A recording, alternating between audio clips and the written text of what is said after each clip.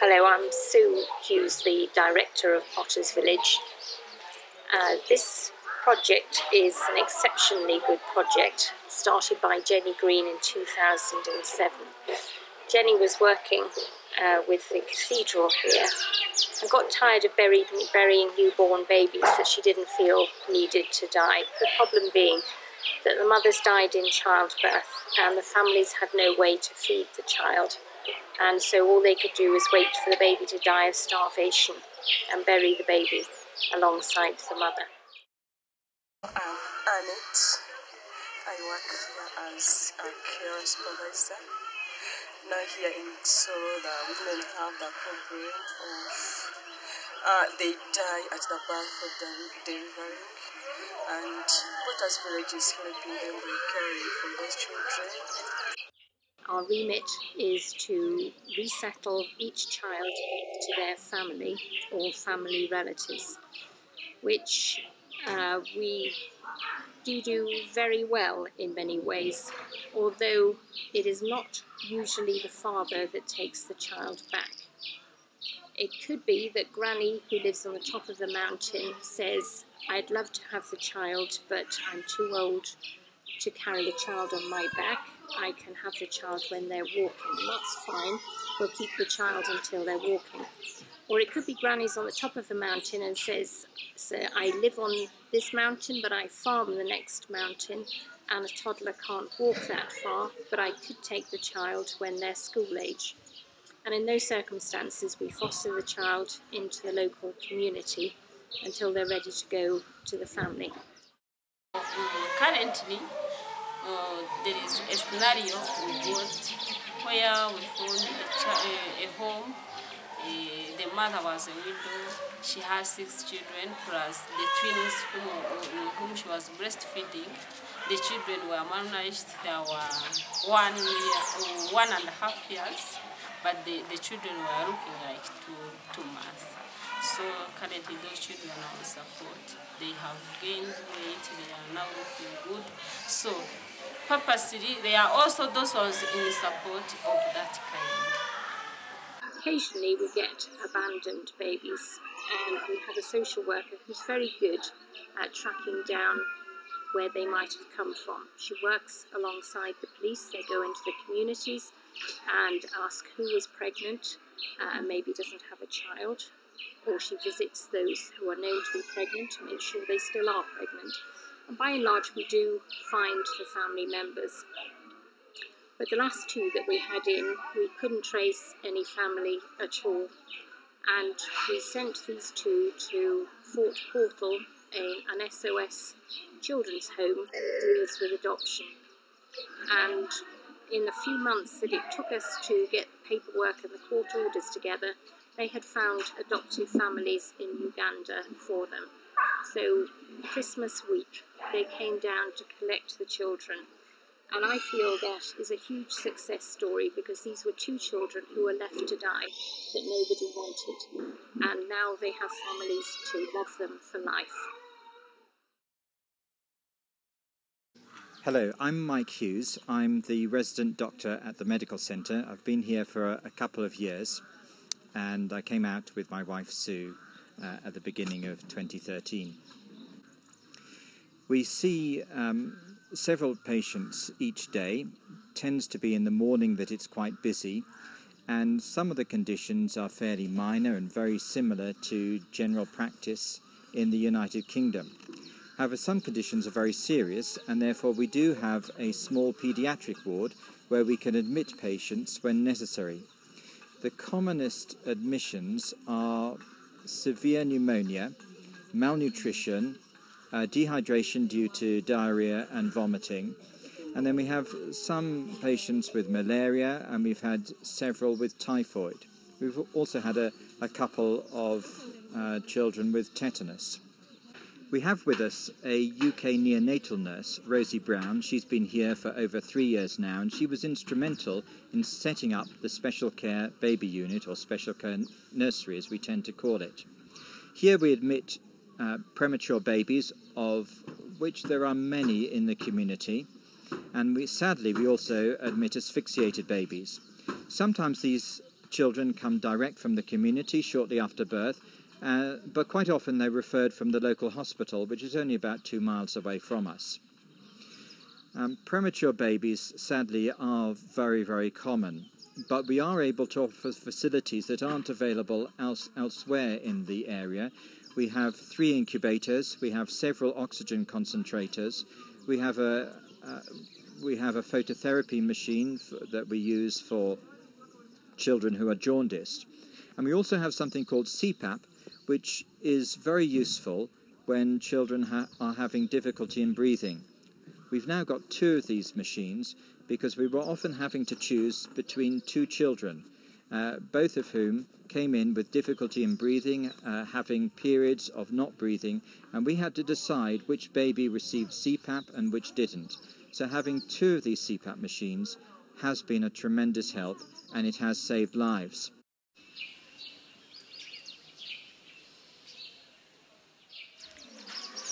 Once our children leave here, we follow them up in the community until they're 5 years old. And recently we have changed what we do here. Previously we had given them financial support until the age of 5, but our social worker was finding that they weren't planning ahead, and at the age of 5 the finance would stop, and then they'd suddenly be saying, well, how am I supposed to manage now? So now we've started an income generating scheme whereby people can offer to save part of the finances each money and put it towards a project, be it pigs, goats, chickens, seeds or whatever, so that before we stop giving financial support they have another scheme that's up and running that can provide income, not only for that child, but actually if they work the project well, will provide income for the rest of the family for time to come. Because one of the problems is that Potter's Village here looks lovely, and it is a beautiful setting, but what people perhaps don't realise is that we are putting these children back into poverty. They're going from here to a mud hut with no furniture, and surrounded by dirt and very little in the way of physical objects. And it is hard for a family to take on a new mouth to feed, and as most of these are not the father or direct family members, it is an extremely sacrificial thing for them to do, and we feel that we do need to support them and give them the best help that we can. One of the projects Jenny started before she left was the building of a hostel on site, and the aim of this had originally been for mothers of premature babies to sleep there, and the top floor would be accommodation for volunteers that come out and visit us. So the downstairs has been completed, and actually we use it for a variety of different options. We've had a baby here who was dying and too ill to go to the church to be baptised, but the family used the big meeting room for their baptism. We've had members of staff who've needed to stay over, and they've been in the accommodation.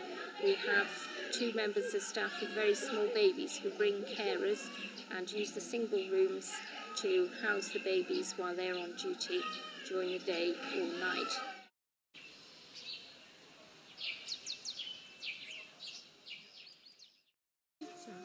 There are many challenges that we face with patients coming to us. One of the biggest in the community is that of tonsillar mutilation. We see a lot of children who've been to a local healer for what is called local tonsillectomy. And they tend to go there if they've got almost any symptom. It may not simply be a sore throat, but it may be diarrhea, stomach pain, all sorts of things. But one of the things that the local healer feels they can do is to do this tonsillar mutilation. And it can be extremely harmful. We've had a number of children who've died as a result of it.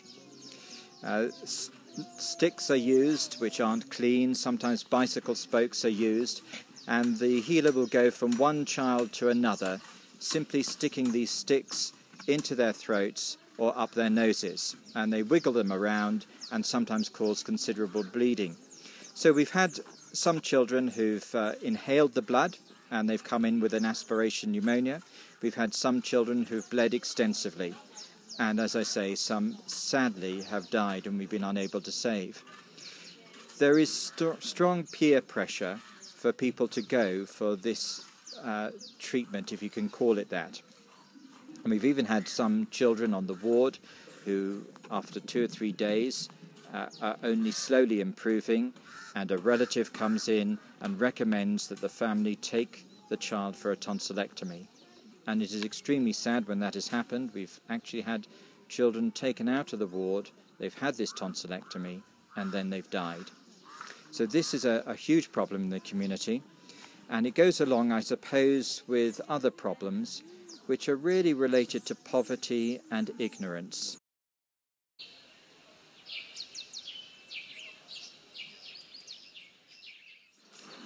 I'm called the Reverend Florence Kamans Ngororano, and I have been chosen to come at Potter's Village to work as a spiritual leader and counselor to the workers who work in Potter's Village.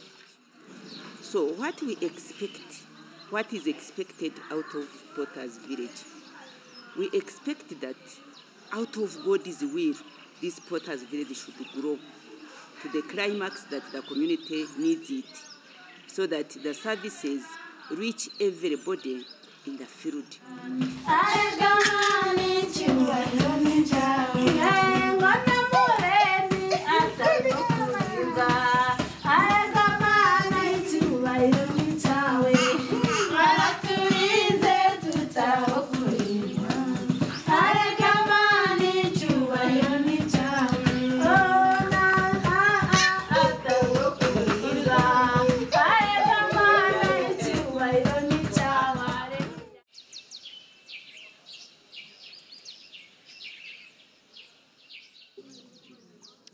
One additional thing I'd like to say is that we would welcome any medical personnel who would like to volunteer here, either for a few weeks or a few months.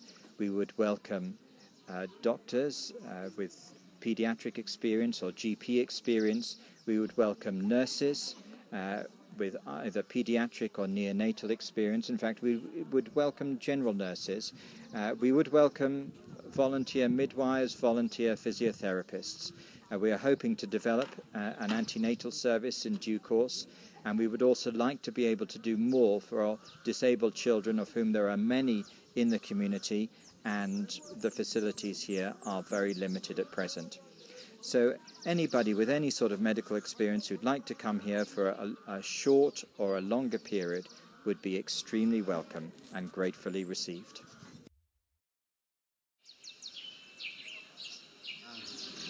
I'm called Festo, and working with Potter's Village as a carer, staff supervisor. The glory goes to God. We do really appreciate and give big thanks to everybody that support this project. We don't have what to give to them, but we know that the Almighty God in heaven will have to reward everybody that has participated, has given, and has prayed for Potter's Village to do what we are trying to do. Thank you so much.